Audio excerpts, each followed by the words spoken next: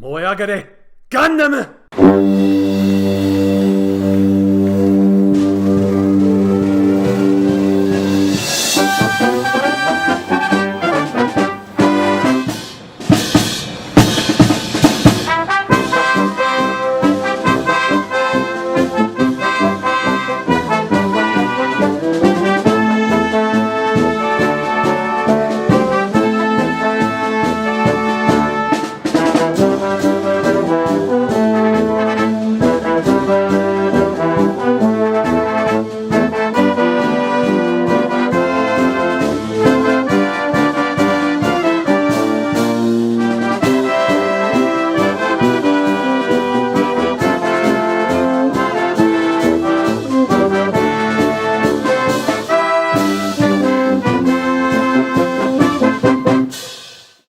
Hello and welcome to Weekly Suit Gundam, a special bonus podcast brought to you by the folks at Japanimation Station. I'm Sean Chapman. And I'm Jonathan Lack. And we are here to open a brand new era of the podcast. We have been acquired by the fine folks at Japanimation Station. And it's a new era of Gundam under a new host, but it's still Weekly Suit Gundam. It's still Sean and Jonathan here at the wheel to talk about the newest Gundam sensation, the Prologue for Witch From Mercury. Indeed. We obviously have been very excited for the new Gundam show, the first proper new AU Gundam show since Iron-Blooded Orphans began in 2015.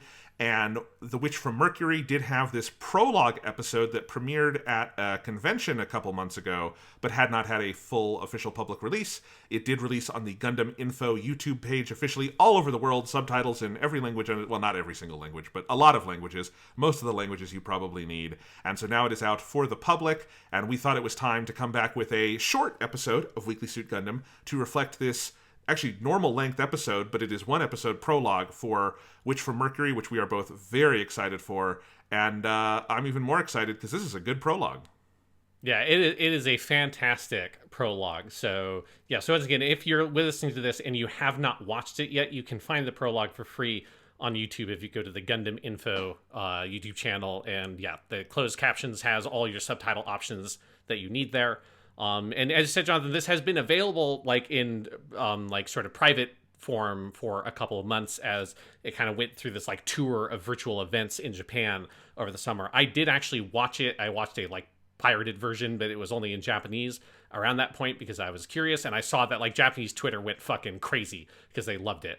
And so, but this was the first time I got to watch it, one in really nice quality because the quality I found was kind of bad, and with subtitles, which actually helped. It was a little bit hard to watch without subtitles because there was lots of weird proper nouns that I was like, am I mishearing a Japanese word, or is this a weird proper noun that I don't know that they've made up? And there are a lot of proper nouns they made up, which makes it hard to understand if it's your second language. But yeah, this is my second time watching it, and it's fantastic. I am so excited for the show. I think this prologue can basically be watched as its own standalone Gundam short film. Even if they never made a TV show off of it, it would already be a great little piece of Gundam.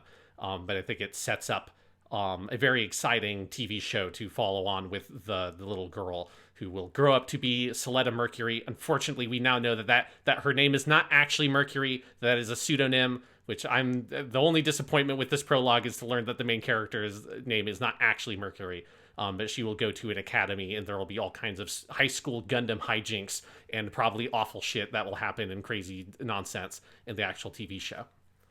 I think there's two big things that struck me about this prologue. One is just how substantial it is. Because I had not been following that closely, I was just waiting for the official release. I just didn't, because I'm so excited I didn't really want to think about it, right? So I had kind of been waiting until the official release. The official release came, and oh my god, it's just a full episode of anime. It's 24 minutes and 30 seconds. It is a full-fledged episode of anime. It does not have an intro theme song yet, but obviously that'll be coming soon enough. It basically feels like episode 1 of a TV show, or what it is, which is a prologue.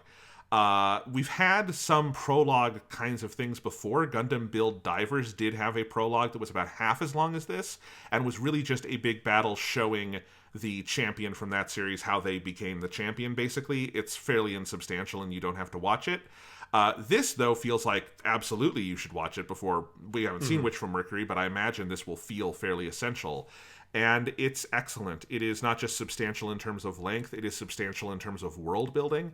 I love how much of a flag they are planting. They are raising their flag, to use the Iron-Blooded Orphans term, of this is our vision of Gundam. We've created a world where we are reinterpreting, which every AU show does, and this is an AU show that feels like, oh, this is a very full-throated statement of like a new idea for Gundam, in that this is using the idea of Gundam in terms of like biological and medical devices that then become something for weapons, doing the kind of Evangelion thing of there is a, which Gundam has played with in various ways, including in Iron-Blooded Orphans, of the suit being tied to the pilot in some way that endangers their life.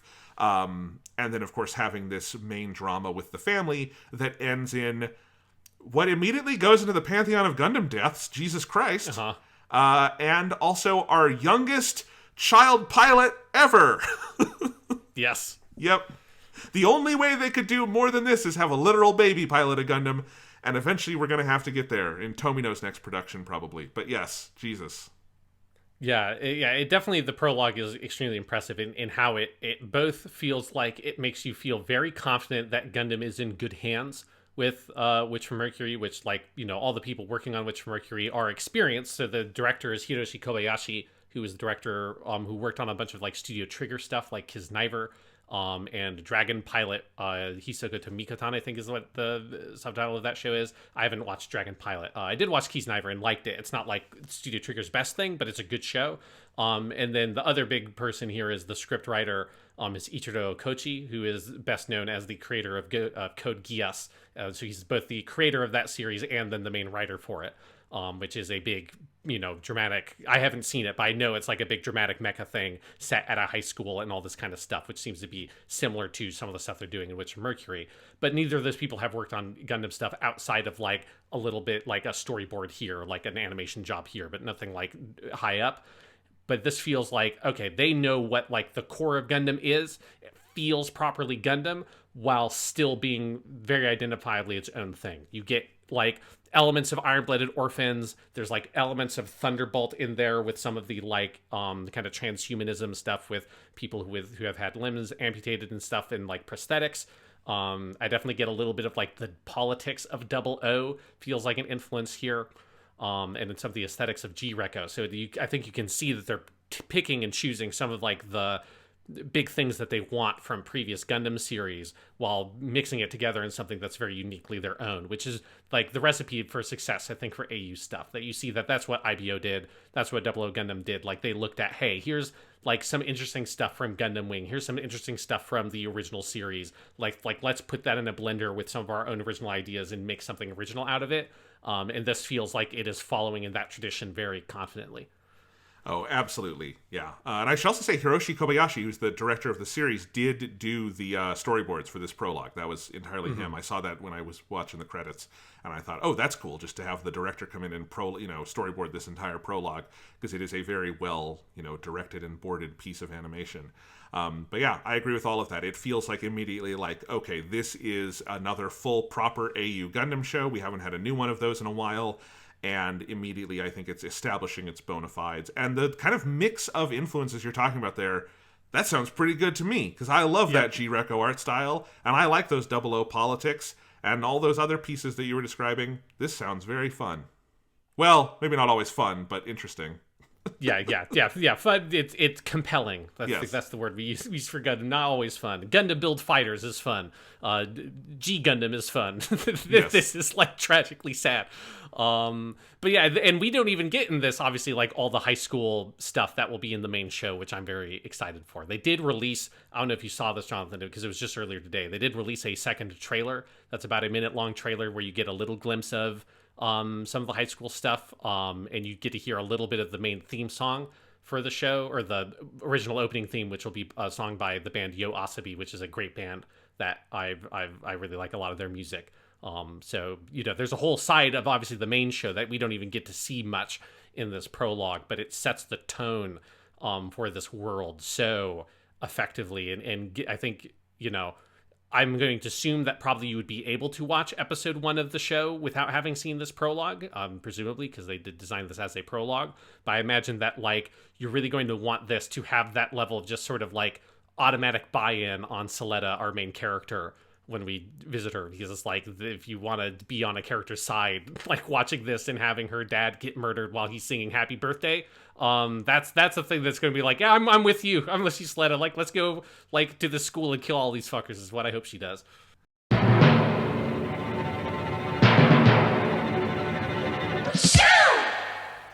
So yeah, Sean, absolutely agree with all of that. But let's see, where do you want to start with just breaking down this prologue? Do you want to just start by kind of talking about the world they've seemingly created here? We don't have all the details on it, but it's a very juicy preview of what's to come. Yeah, I think like the main thing, and this is something you kind of got from some of the pre-release stuff that they released, is that it's very focused on these kind of like massive economic blocks, right? These like kind of conglomerations of different huge companies, and the main one being this sort of like mobile suit development committee or council that they call, that is, you see this sort of like shadowy board meeting or whatever happening, that ultimately decides to cancel the Gundam project that our main characters are working on. And then one of the guys in there is some ex-military dude who's voiced by the guy who plays Uchiha Madara in Naruto. There's my Naruto reference for the day. And he is also the Federation captain in Gundam Unicorn, so there's that connection as well. But he secretly orders this mission to just go and kill all these people, as the kind of bid for power. And that immediately, I think, kind of sets up a big thing that for the show is that it is more about these kind of massive private enterprises in private companies, and them ultimately seemingly having more real and actual authority than individual governments. And so it is about these economic blocks more than it is about like the Earth, Ameria or whatever. And that, I think they set that up really well, that it's about these private enterprises researching mobile suits and deciding that, well, we don't like this Gundam stuff because it's maybe like if it works out for them, it's going to like totally fuck up all their shit, and all their mobile suits are going to look obsolete. And so they totally destroy this entire project and then ultimately kill all the people involved with it to sort of save economic face. That, I think, is like a really kind of potent starting point that sets you up with this vision of the world dominated by money more so than it is dominated by what we would otherwise think of as politics, which is more government related. Starting to sound familiar, though, given yes. things happening in the real world. But no, absolutely. It's kind of like a more sort of gritty, grounded version of the entire thing with like the Trade Federation in Star Wars Episode 1, right? Yes. And I like that aspect. But the other thing, one of the things I found most remarkable about this prologue episode is that I found myself very, and I think intentionally, uneasy with what was going on morally. Like, obviously, not right to just go slaughter a whole group of people for no reason, right? But it isn't technically for no reason. There's kind of two things. There's the part they are not saying, which is that they're doing this to eliminate the competition because someone is creating better mobile suits. But he also has this entire big speech about how, war is terrible, but in war, the weapon has to be the thing that kills. The weapon should not kill the user. And there's this entire thing of, well, but these mobile suits are also bad for the people in them. And we do see that. That is not a lie that person is saying here just to save face.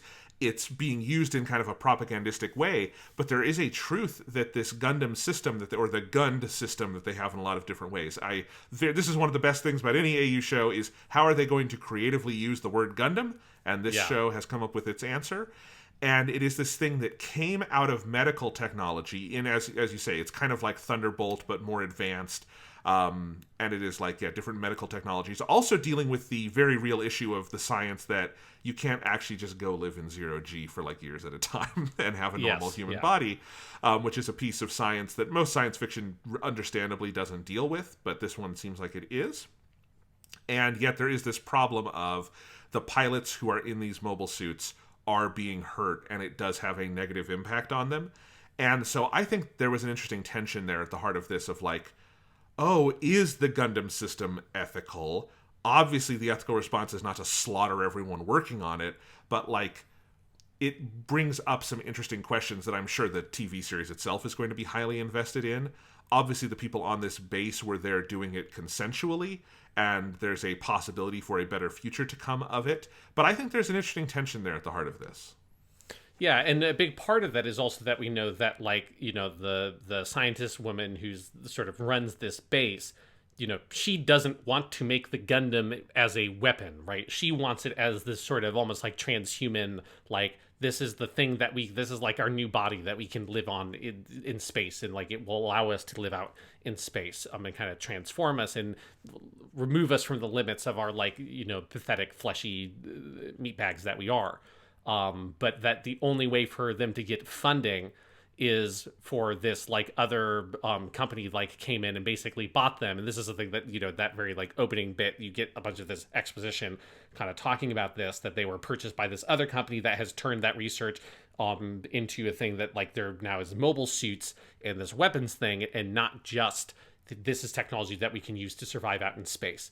And so there's, that sense of the research that they are doing almost certainly is, like, really valuable and important. But the only way for them to do this, like, important kind of humanitarian research in developing this technology for humanitarian ends is for a massive weapons conglomerate to purchase them and turn that into, how do we use this also as a way to, we can, like, sell a defense weapon to nations and to other, like, security companies and stuff like that. And that there's that tension as well. How do you actually, this technology can save us or help us, but how do you actually, in the world, get the means to develop that technology without it falling into the wrong hands and being used for, greed and power and conquest? Well, and, like, it's not hard to imagine that as soon as this goes into the hands of a military, you would have Iron-Blooded Orphans style situations going on. Exactly. Where young people are going to be plugged into it and used until they die, right? Mm-hmm. So it's obviously a compelling question. And that the what's the name of the main kind of villain in this episode? Delling Rembrandt. It's a phenomenal name. That's why I wanted to say Yes. it. Yeah, Delling Rembrandt, voiced by Naoya Uchida, as you said, our Naruto reference of the day. He reminds me very much of, like, one of the villains of Iron-Blooded Orphans, because Yes. he's not fully lying. Like, he's not getting up there and just saying falsehoods, and he is able to wrap it in a way that sounds politically palatable, in a way that I'm imagining that, obviously when we come back for the main series, episode 1, there's going to be quite a sizable time jump, because our main character is a teenager in the main show. And I can imagine that the world will have gone along with that logic, because it sounds very sound if you don't have this surrounding context for it. And so I think all of that is just, like I said, it's very compelling. We have stuff in this episode like her mom, the main character's mom, has a robot arm, and she takes the arm off and has to, like, redo the, like, batteries in it or whatever. That was a very striking moment, because, like, cyborg body parts have never been a thing in Gundam before. There are the prostheses in Thunderbolt, but they are very, like, low grade. They're kind of like real world prostheses in that they can kind of do just the basic, like, they can grab stuff, but they're mostly just, like, metal hooks, This is much more advanced than that, and it is dealing with this sort of transhuman stuff, as you say, in a way that Gundam has never quite fully gone into. Because in Thunderbolt, I don't know if I would connect it, like, philosophically with transhumanism in the way I think this episode is kind of gesturing at. Yeah, absolutely. Yeah, it feels like it's like an extension of and further exploration of those ideas that, like, Thunderbolt vaguely suggests that, but is more grounded in using that as, like, a symbol for the ways in which that character is kind of chewed up by the military machine for every single piece that he has, right? And this is more like diving into the real world research and ideas around, like, replacing parts of your body with mechanics or whatever in order to be able to survive or, be stronger, be better, or whatever it is that you want out of it. Yeah, Aries' mom, when she has the cyborg arm, that's not viewed as any kind of disability, right? Yes. It's a slight inconvenience because she has to reconnect the wires. It's not a disability. In Thunderbolt, it's a disability. When he is out of the mobile suit, there's a lot of scenes of, like, the main character, Daryl Lawrence, like, out on the beach, not being able to feel the water on his toes. That is not the focus here. And I think that's very interesting. Yeah, and it's that thing where, like, you don't. I think one of the things that makes it a very notable moment when the mom takes that arm off is that you don't even register that, like, she had a prosthetic limb until that scene happens, right? And so it's like realizing, okay, right, this is like this integrated part of at least this side of the world. I think it's not yet clear whether or not that is, like, common or if it's more that like this is a part of what these people are doing and their research and what they care about, and it has been turned into this weapons research. Yes. But then, of course, we get a full massacre. In Grand Gundam fashion, things go very badly. A lot of blood floating in space. It's a very brutal sequence that ends this. That is like the centerpiece of this prologue. No big mobile suit. Well, there's a little bit of mobile suit action. I wouldn't say there's like a big mobile suit one-on-one battle. But yeah, it's mostly about a crew of characters who will die. I guess the only characters who live are Eri, obviously because she's going to be Suletta Mercury, and then her mom is still out there somewhere. Yes. Yeah. Yeah, and I like, as you say, it's not like a super action, big crazy action thing, but I like these sort of very methodical way in which it presents its action. Like if this is stylistically some of what it's going to do in the show, I like this approach of where it's very Gundam-y, right? It's not like big crazy giant beam clashes. It's not very flashy. It's more like it feels very practical and very heavy. You get that great moment where some sort of rival pilot guy, who I'm going to assume is going to be a major character in the show, who's the guy who has like on his mobile suit these pods or whatever that are able to shut down the gun system in the Gundams. And he does that to the Gundam that Suletta is piloting, or Samaya, I guess. She's not Suletta Mercury yet. That shuts down that Gundam, and then her dad comes in, shoots the pod, and then smacks him and starts flying away to get like distance. And there's like a real sense of like weight and momentum.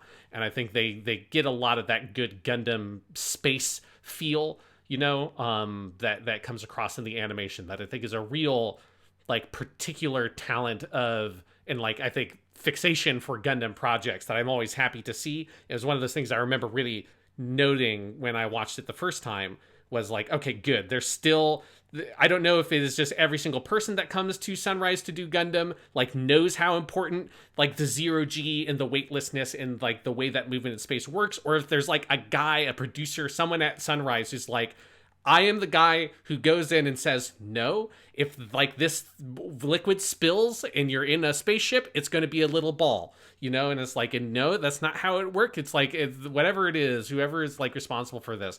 I love the consistency of the sense of weightlessness and being in space. And I think is particularly important here because of how much it's thematized around this is why the Gundams are being made, because they care about living in space long term. They care about like this being an environment that becomes habitable for humans, and we using technology in order to do that. And so having the kind of otherworldly nature of this 0G movement, and there's a point where one like minor character has like a little straw with like tea in it or something, and then like a little bit leaks out, and then it drifts towards this other character who like opens their mouth and like eats it, basically this little like floating ball of tea. And those little tiny moments, whether they're in the character stuff or you get a lot of it in the action that pays attention to the weightlessness, I think is important, and I'm happy to see that it is still here. So many years after 1979 original Mobile Suit Gundam, we are still consistently so good at depicting 0G space and Gundam shit. I mean, there's that entire sequence in the middle where they're trying to have the little birthday party, and both of Eri's parents get pulled away by different things. Obviously, one of which is the death of all these people. But Eri winds up going to the Gundam that is in the main hangar that they had been working on at the beginning of the episode, and she's floating out to go get it and kind of yelling at it, like, you're the reason my parents, keep going away. And it's kind of an adorable scene, but it's also very striking to just see the toddler who has grown up in this environment and knows it very well, just kind of freely navigating three-dimensional space that way. I really like things like that.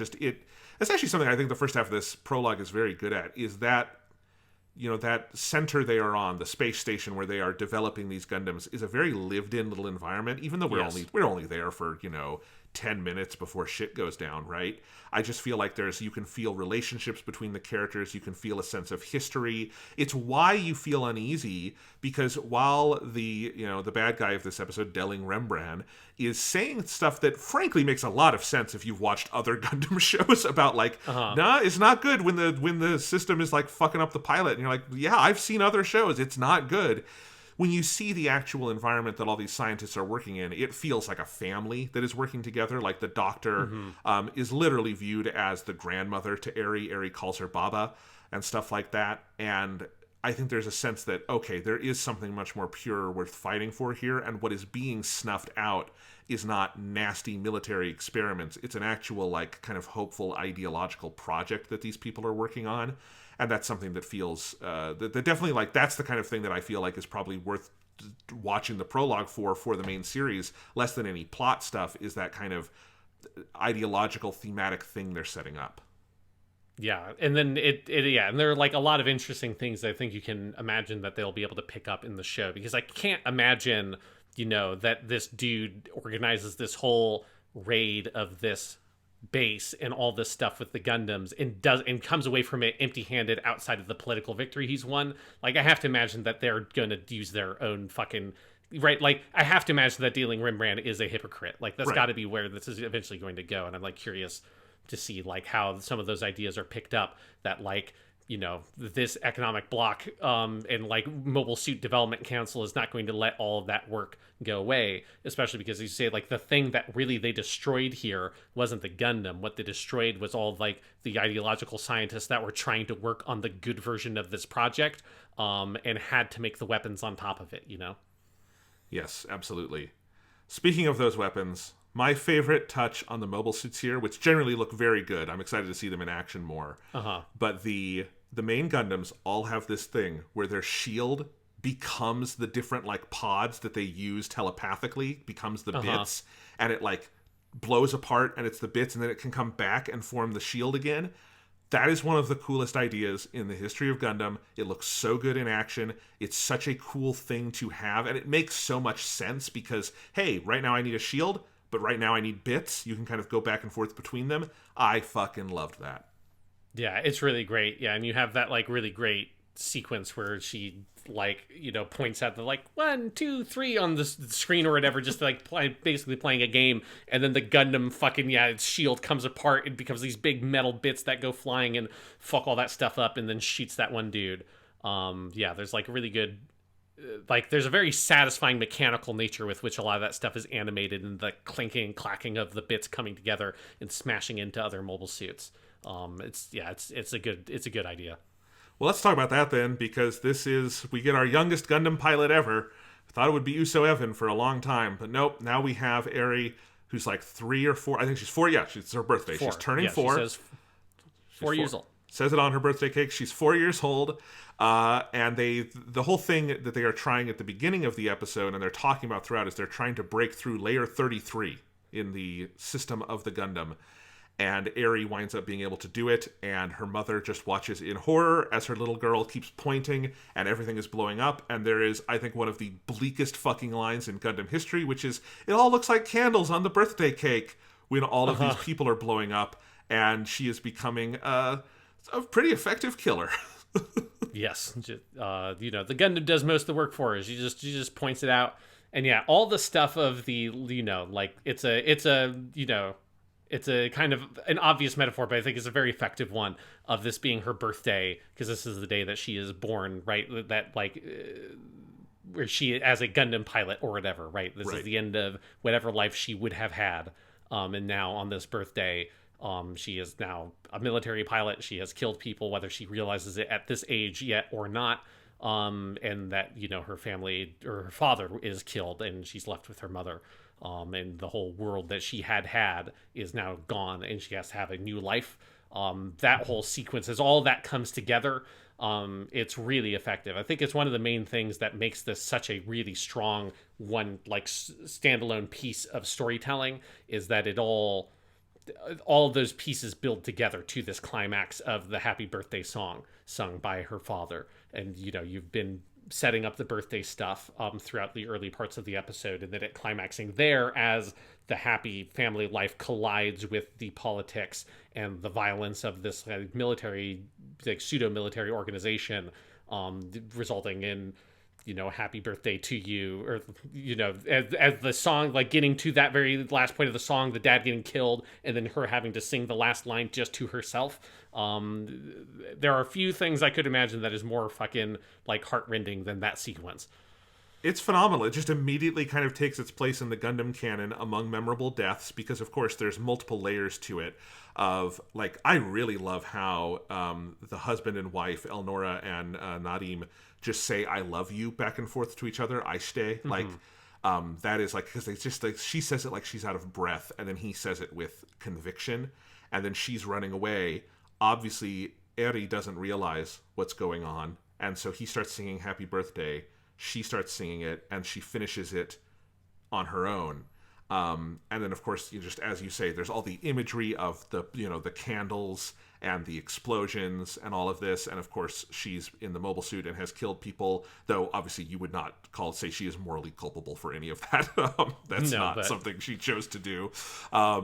Yeah, it's an incredible sequence. I don't know how you wouldn't immediately watching this be on board with the show. Because as soon as you see it, it's like, okay, they have some kind of vision for this, because this is such a striking sequence. And I think when you think of the big Gundam deaths in the future, you're going to think of the dad who was singing Happy Birthday as he bum rushed this other mobile suit with his and slowly died. Yes. Yeah, it's a really powerful sequence. And then you do get also like a great kiss off line at the end of the episode of Delling Rembrandt getting to say, like, straight to camera, like, to all Gundams, I deny you. Yes. Hite shimasu, and then it goes into the credits. It's very good. Yeah, it actually cuts before he finishes the line, and the part where he says, I deny you, it's over the title treatment, and it says, Mobile Suit Gundam, The Witch from Mercury, coming soon or whatever, and then we go into the credits. It's very good. And, I think something I am so fascinated with this, Sean, is that so as you say, the prologue had huge reception in Japan, very well received. Yeah.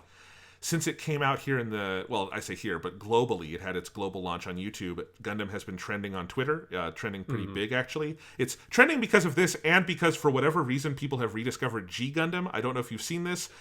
I keep on seeing memes about it. I'm like, what's happening? From what I can tell, someone posted the scene where the main character pulls out the saber, and it does the thing from the theme song where it says G Gundam on it.